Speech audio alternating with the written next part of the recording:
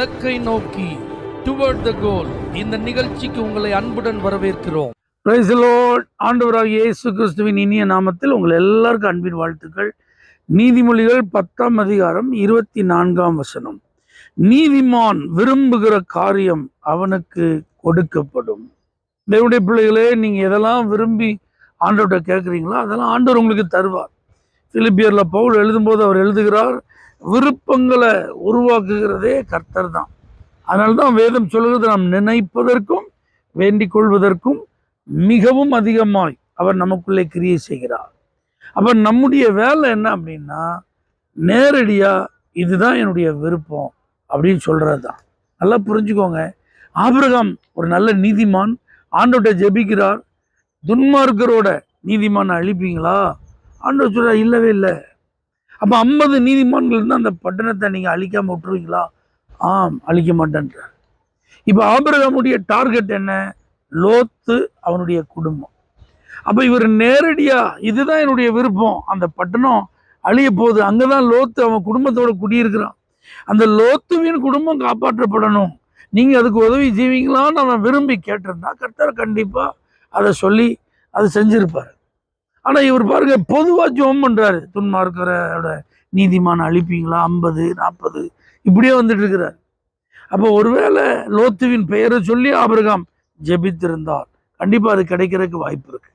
கண் பார்வையற்ற பர்திமேயு ஆண்டவரிடத்தில் வந்தபோது, நான் உனக்கு என்ன செய்யணும்னு இருக்க கேட்டோன்னா டைரக்டா சொல்றான், நான் பார்வை அடையணும். உடனே அவன் விருப்பம் நிறைவேறியது. அப்ப ஆண்டவர்கிட்ட நீங்க ஜெபம் பண்ணா, ஆண்டவரே உங்களுக்கு தெரியாததா? என் நிலைமை உங்களுக்கு தெரியும், நான் எப்படிப்பட்ட சூழ்நிலையில உங்களுக்கு இருக்கேன்னு உங்களுக்கு தெரியும், எனக்கு என்ன தேவைன்னு தெரியும், என் விருப்பம் என்னன்னு உங்களுக்கு தெரியும். நீங்க இருதயத்தை அறிந்தவர், நினைவுகளின் தோற்றங்களை அறிந்தவர், உங்களுக்கு இப்படியெல்லாம் பேசிட்டு கூடாது. சுத்தி விளைச்செல்லாம் ஜெபம் பண்ணக்கூடாது. பொதுவாலாம் ஜெபம் பண்ண, குறிப்பிட்டு ஜெபிக்க பழகுங்க. ரட்சிப்புக்காக ஜெபம் பண்ணீங்களா? யாரு ரட்சிக்கப்படணும், அந்த குறிப்பிட்ட நபர் அவங்க பேரை சொல்லி, இவங்க இந்த நிலையில இருக்காங்க, இவங்கள ரட்சியும் சொல்லி ஜெபம் பண்ணுங்க. ஒரு வியாதிக்காக ஜெபம் பண்றீங்களா? யாருக்கு அந்த வியாதி சுகமாகணும், அது என்ன வியாதி, அதை சொல்லி இந்த வியாதியிலிருந்து ஆண்டவரே சுகமாக்குங்க, குறிப்பிட்டு ஜெபம் பண்ணுங்க. கடன் பிரச்சனையிலேருந்து மாறணுமா? பொருளாதார நெருக்கடி நீங்கணுமா? சும்மா பொதுவா என்ன ஆசீர்வதியும், என் தேவைகளை சந்தியும் அப்படி சொல்ற, எனக்கு இவ்வளோ ரூபா கடன் இருக்கு ஆண்டவரே, இதெல்லாம் அடைத்து தீர்ப்பதற்கு எனக்கு உதவி செய்யுங்க. என் பொருளாதாரத்தில் மாதத்தில் நான் இவ்வளோ தூரம் நெருக்கடியில் இருக்கிறேன், இந்த நெருக்கடி எனக்கு மாற்றுங்க. என் குடும்பத்தில் இப்படி ஒரு பிரச்சனை இருக்கு, அந்த பிரச்சனைக்கு இதுதான் காரணம், அல்லது இந்த குறிப்பிட்ட சூழ்நிலை தான் காரணம், அல்லது இந்த குறிப்பிட்ட நபர் மூலமா, அப்படி பாயிண்ட் அவுட் பண்ணி ஜெபிக்க பழகுங்க. ஏன்னா நீங்க விரும்புகிறத கர்த்தர் கொடுக்கும் தேவன். உங்களுடைய மனதில் இருக்கிறத நீங்க ஆண்டோட சொல்லுங்க. அவர் உன் இருதயத்தின் வேண்டுதல்களை உனக்கு அருள் செய்வான் பைபிள் சொல்லு. மன விருப்பத்தின்படி தந்தரலி. அப்ப அந்த உள்ளத, அந்த மனதில் இருக்கிற விருப்பத்தை நீங்க தேவனுடைய சமூகத்துல ஜெபமா தெரியப்படுத்தாம, சும்மா பொதுவா ஆண்டவரே நீங்க பார்த்துக்கோங்க, நீங்க அதான் தெரியுமில்ல உங்களுக்கு, நீங்க தருவீங்க, நான் காத்திருக்கேன், இப்படியே சொல்லிட்டு இருக்காம, ஒரு வேலை, இந்த வேலைக்கு தான் நான் முயற்சி பண்றேன், அந்த வேலையை தான். ஒரு குழந்தை வேணும், எனக்கு ஒரு ஆண் குழந்தை வேணும், கேளுங்க. சும்மா எதனாலும் நீங்க தாங்க ஆண்டவரே, எப்படினாலும் நான் வாங்கி இருக்கட்டுமே, அண்ணால போல குறிப்பிட்டு ஜெபம் பண்ணுங்க, மன விருப்பத்தை சொல்லுங்க. என்ன குழந்தை வேணும் சொல்லுங்க, சொந்த வீடு வேணுமா, எனக்கு ஒரு வீடு தாங்க, கேளுங்க. உங்க மன விருப்பத்தை நீங்க சொல்லி நீங்க ஜெபம் பண்ணீங்கன்னா, இந்த வசனத்தின்படி நீதிமான் விரும்புகிறத அவனுக்கு கொடுக்கப்படும். அப்ப இதுல விஷயம் என்ன அப்படின்னா, நம்ம கரெக்டா பாயிண்ட் அவுட் பண்ணி ஜெபிப்பது ரொம்ப முக்கியம். அதே நேரத்துல நம்ம நீதிமான்களா இருப்பது அதை விட ரொம்ப முக்கியம்.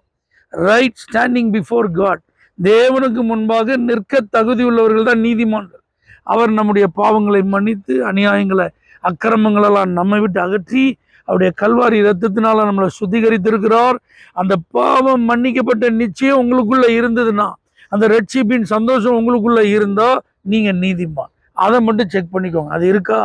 அது இல்லைன்னா உடனே மனஸ்தாபப்பட்டு என்ற ஏதாவது குறை இருந்தால் அதை உணர்த்துங்கன்னு சொல்லி ஆண்டவர் உணர்த்துகிற அந்த குறிப்பிட்ட குறைவுகளை, அந்த தவறுகளை, அந்த பாவங்களை அதை அறிக்கிட்டு அதை விட்டுருங்க. திரும்ப அதை தொடர்வதற்கு முயற்சி பண்ணாதீங்க. நீதிமான் என்கிற ஸ்தானத்திலிருந்து விரும்பி கேளுங்க, கர்த்தர் உங்களுக்கு கொடுப்பார். பரலோக தேவனே, யாரெல்லாம் தங்களுடைய விருப்பத்தை நேரடியாக உங்கள்ட்ட சொல்றாங்களோ அதெல்லாம் நீங்க நிறைவேற்றி ஆசீர்வதியும். இயேசுவின் நாமத்தில் பிதாவே, ஆமென். For prayer contact, Pastor J. J. Kumar, El Shaddai Ministries, 9500252586 Surandai.